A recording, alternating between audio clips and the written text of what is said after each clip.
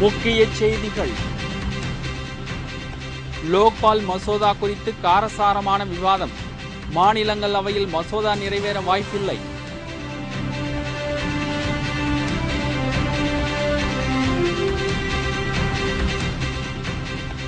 மாநிலங்களவையில் ஊழல் ஒழிப்பு கமிட்டி அமைக்கும் லோக்பால் விதிமுறை மாற்றம். திரிணாமுல் காங்கிரஸ் கோரிக்கை அரசு ஏற்றது.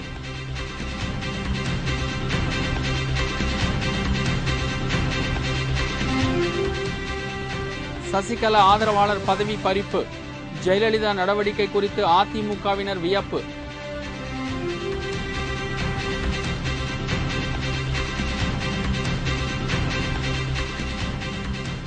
தமிழகத்தில் மையம் கொண்டுள்ள தானே புயல் நாளை கரையை கடக்கிறது. சென்னை, கடலூர், நாகை உள்ளிட்ட மாவட்டங்களில் தொடர் மழை.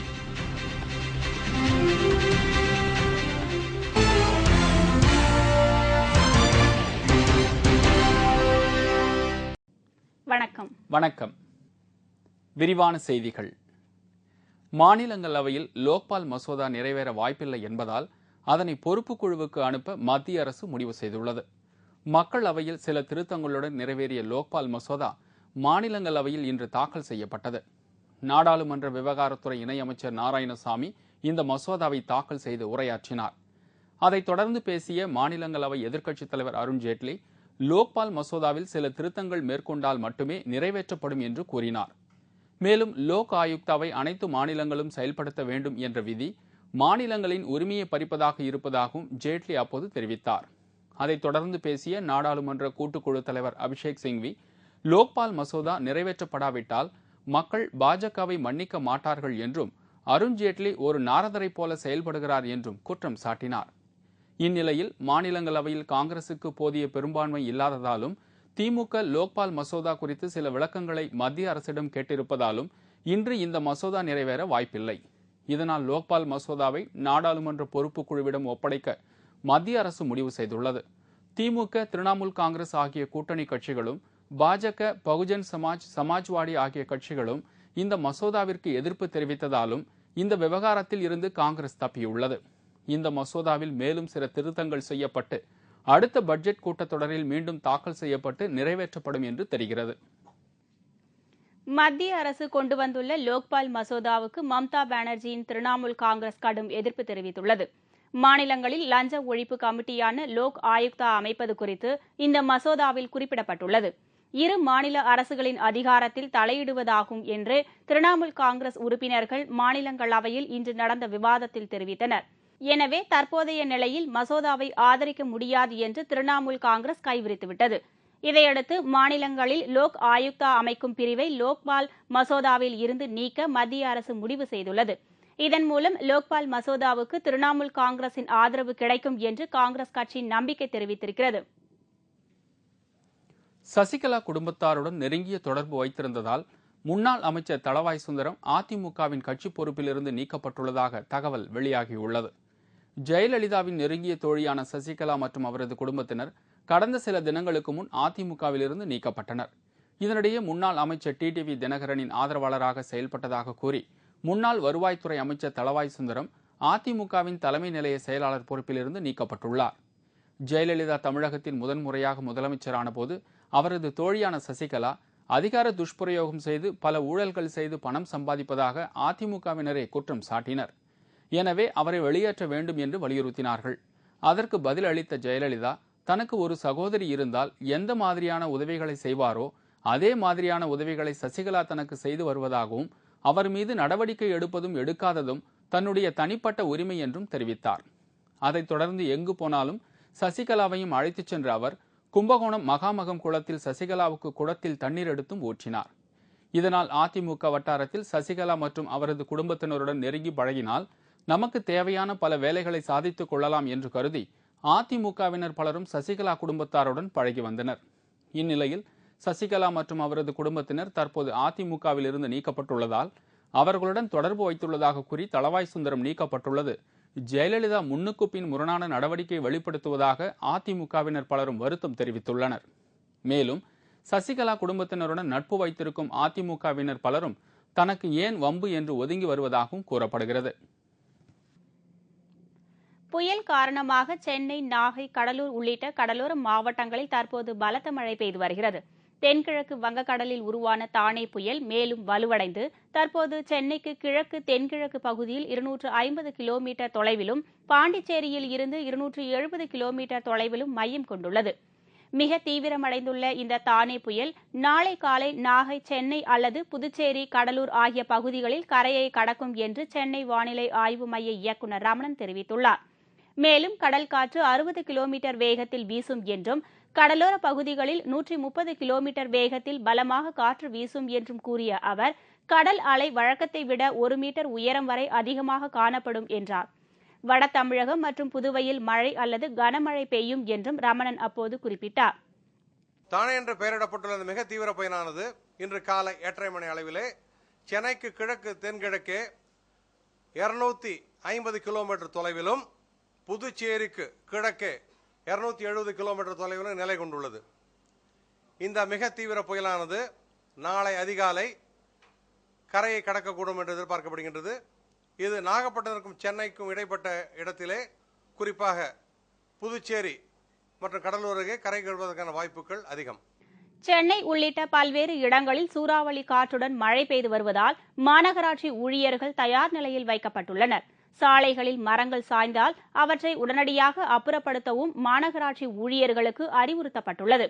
சக்தி வாய்ந்த தானே புயல் வலுவடைந்து வருவதால் தமிழகம் முழுவதும் நேற்று நள்ளிரவு முதல் சூறாவளி காற்றுடன் பல இடங்களில் விட்டுவிட்டு மழை பெய்து வருகிறது.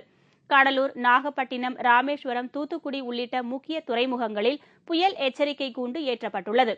புயல் எச்சரிக்கை எதிரொலியாக சென்னை, திருவள்ளூர், விழுப்புரம், நாகப்பட்டினம், கடலூர், திருவாரூர், புதுச்சேரி மற்றும் காரைக்கால் மற்றும் நாகப்பட்டினம் ஆகிய பகுதிகளில் பள்ளிகளுக்கு விடுமுறை அளிக்கப்பட்டுள்ளது. தஞ்சாவூரில் நாளையும் நாளை மறுநாளும் பள்ளிகளுக்கு விடுமுறை அளிக்கப்பட்டுள்ளது.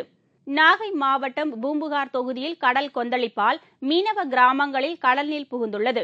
ராட்சச அலைகளால் அப்பகுதியில் நிறுத்தி வைக்கப்பட்டிருந்த படகுகள் சேதமடைந்துள்ளன. சின்னாங்குடி பகுதியில் தொடர்ந்து கடல் நீர் ஊருக்குள் புகுவதால் கரையோர பகுதிகளில் ஜேசிபி இயந்திரம் மூலம் மணல் தடுப்புகளை ஏற்படுத்தி வருகின்றனர். இதேபோல் ராமேஸ்வரம் பகுதியில் கடந்த 4 நாட்களாக கடல் சீற்றத்துடன் காணப்படுவதால் பாம்பன் மற்றும் மண்டபம் உள்ளிட்ட பகுதிகளில் மீனவர்கள் கடலுக்கு மீன்பிடிக்க செல்லாததால் அவர்களின் இயல்பு வாழ்க்கை பெரிதும் பாதிக்கப்பட்டுள்ளது. இதனிடையே சென்னை, திருவொற்றியூர், காசிமேடு, நாகப்பட்டினம், கடலூர் உள்ளிட்ட பெரும்பாலான கடற்கரையோர மாவட்ட பகுதிகளில் கடலின் சீற்றம் அதிகரித்து காணப்படுவதால் மீனவர்கள் கடலுக்கு செல்ல வேண்டாம் என்றும், கடலோர பகுதிகளில் வாழும் மக்கள் பாதுகாப்பான இடங்களுக்கு செல்லுமாறும் அறிவுறுத்தப்பட்டுள்ளனர். முல்லைப் பெரியாறு விவகாரத்தில் கேரள அரசின் அராஜகத்தை கண்டித்து தமிழகத்தில் கடையடைப்பு, உண்ணாவிரதம் உள்ளிட்ட போராட்டங்கள் தொடர்ந்து நடைபெற்ற வண்ணம் உள்ளன.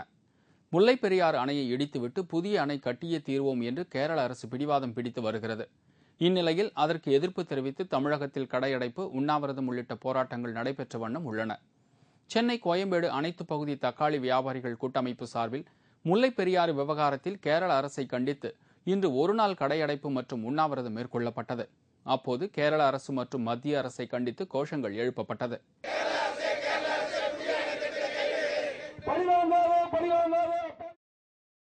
இதேபோல் கேரள அரசுக்கு கண்டனம் தெரிவித்து திருச்செங்கோட்டில் அனைத்து வணிகர் சங்கம் சார்பில் இன்று ஒருநாள் கடையடைப்பு போராட்டம் நடத்தப்பட்டது. இதனால் நகரின் முக்கிய பகுதிகள் வெறிச்சோடி காணப்பட்டன. சென்னை சைதை பனகல் மாளிகையில் மணல் அள்ளும் லாரி உரிமையாளர்கள் சங்கம் சார்பில் ஆர்ப்பாட்டம் நடத்தப்பட்டது. இந்த ஆர்ப்பாட்டத்தில் முல்லைப் பெரியாறு விவகாரத்தில் பிடிவாதமாக உள்ள கேரள அரசை கண்டித்தும் அணையின் நீர்மட்டத்தை 142 அடி உயர்த்த வேண்டும் என்றும் வலியுறுத்தப்பட்டது. கேரள அரசுக்கு எதிராக மதுரையில் நடைபெற்ற வழக்கறிஞர்கள் பேரணி மதுரை உயர்நீதிமன்ற கிளையில் இருந்து புறப்பட்டு தல்லாகுளத்தில் நிறைவுற்றது. இதில் 100க்கும் மேற்பட்ட வழக்கறிஞர்கள் கலந்து கொண்டு தல்லாகுளத்தில் உள்ள தலைமை தபால் நிலையத்தை முற்றுகையிட்டு கேரள அரசை கண்டித்து கோஷங்களை எழுப்பினர்.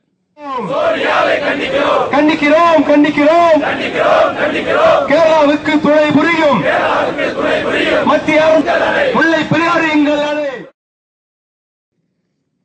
அரசு கலை மற்றும் அறிவியல் கல்லூரிகளில் பணிபுரியும் கௌரவ விரிவுரையாளர்களுக்கான தொகுப்பூதியம் 6000 ரூபாயிலிருந்து 10,000 ரூபாயாக அதிகரிக்கப்பட்டுள்ளது.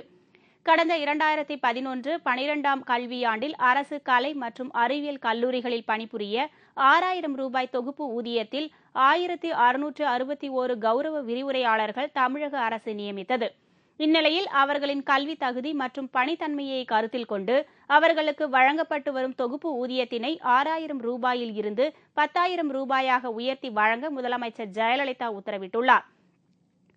இதனால் அரசுக்கு ஆண்டுக்கு 8 கோடி ரூபாய் கூடுதல் செலவு ஏற்படும். அரசின் இந்த நடவடிக்கைகள் மூலம் மாணவர்கள் தரமான கல்வியை பெற தகுந்த ஆசிரியர்கள் நியமனம் செய்யப்படுவதுடன் தகுதியானோர் ஆசிரியர் பணி பெறவும் வாய்ப்பு ஏற்பட்டுள்ளது. அரசியல் கட்சிகள் பேனர் வைக்க தமிழகம் முழுவதும் தடை விதிக்கப்பட்டுள்ள நிலையில் சென்னை வானகரத்தில் நடைபெறவுள்ள அதிமுக பொதுக்குழு மற்றும் செயற்குழு கூட்டத்திற்காக நகரின் முக்கிய வீதிகளில் அதிமுக பேனர்கள் கடந்த ஒரு வாரத்திற்கு முன்னரே வைக்கப்பட்டுள்ளது. அதிமுக பொதுக்குழு செயற்குழு கூட்டம் முதலமைச்சர் ஜெயலலிதா தலைமையில் நாளை சென்னை வானகரத்தில் நடைபெறவுள்ளது. இதனை முன்னிட்டு சென்னையின் முக்கிய பகுதியான அண்ணா சாலை முதல் வானகரம் வரையிலான சாலையில் அதிமுக கட்சியின் பேனர்கள் அதிக அளவில் வைக்கப்பட்டுள்ளன. தற்போது தானே புயல் தமிழகம் நோக்கி வருவதால் சென்னையில் கடல் காற்று சுமார் 60 கிலோமீட்டர் வேகத்தில் வீசி வருகிறது. இதனால் சாலைகளில் வைக்கப்பட்டுள்ள அதிமுக பேனர்கள் ஒடிந்து சாலைகளில் எப்போது விழுமோ என்ற அச்சம் நிலவி வருகிறது. இருசக்கர வாகனம், கார் மற்றும் கனரக வாகனங்கள் உள்ளிட்ட அனைத்து வாகன ஓட்டிகளும் ஜெயலலிதாவின் ராட்சத பேனர் எப்போது தலையில் விழுமோ என்ற அச்சத்திலேயே பயணிக்க வேண்டிய சூழ்நிலை ஏற்பட்டுள்ளது. முல்லை பெரியாறு விவகாரம் தொடர்பாக தேனியில் உண்ணாவிரதம் இருந்த தேமுதிக நிறுவன தலைவர் கேப்டன் விஜயகாந்த் வருகைக்கு பேனர் வைக்க அனுமதி மறுத்த தமிழக அரசு அதிமுகவின் பொதுக்குழு மற்றும் செயற்குழு கூட்டத்திற்கு கடந்த ஒரு வாரமாக பேனர் வைத்திருப்பதை கண்டும் காணாமலும் உள்ளது. கேப்டன் விஜயகாந்தின் மதுரை நிகழ்ச்சிக்கு தேமுதிகவினர் வைத்த பேனர்களை போலீஸ் உயர் அதிகாரிகளை கிழித்து எறிந்த அக்கிரமம் நடந்தது குறிப்பிடத்தக்கது.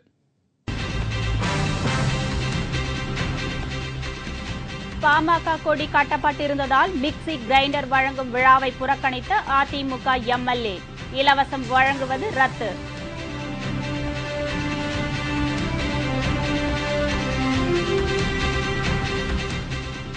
திருச்சி அருகே அரசு ஊழியர் வீட்டின் பூட்டை உடைத்து 62 பவுண்ட் தங்க நகைகள் மற்றும் ரொக்கப்பணம் கொள்ளை, மர்ம நபர்கள் கைவரிசை. மற்றும் பல செய்திகள் விளம்பர இடைவேளைக்கு பிறகு.